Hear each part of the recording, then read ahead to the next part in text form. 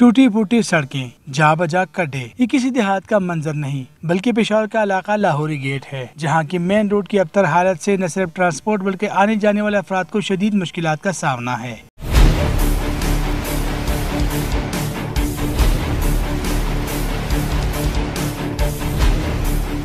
صوبائی اسمبلی کے حلقہ PK2 کے اس علاقے میں تعمیراتی کام کے نام پر سڑک اور نکاسی آب کی نالیوں کی تعمیر کے لیے کھدائی کی گئی، لیکن ٹھیکیدار کی غفلت کے باعث پانی اور گیس کی پائپ لائنیں بھی پٹ گئی ہیں، جس کے باعث پینے کا صاف پانی ضائع ہو رہا ہے، جبکہ گیس پائپ لائن میں آگ لگ گئی۔ علاقہ مکینوں کے مطابق انتظامیہ کو کئی بار آگاہ کیا گیا، لیکن کوئی سنوائی نہیں ہوئی۔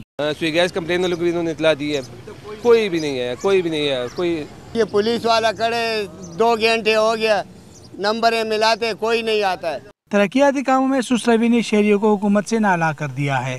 برائے مہربانی ہمیں اس عذاب سے نجات دلائی جائے اور مزید نیا پاکستان ہمیں نہیں چاہیے، ہمیں پرانا پاکستان دے دیں کہ تاکہ کم از کم اس آگ سے تو ہم محفوظ رہیں نا۔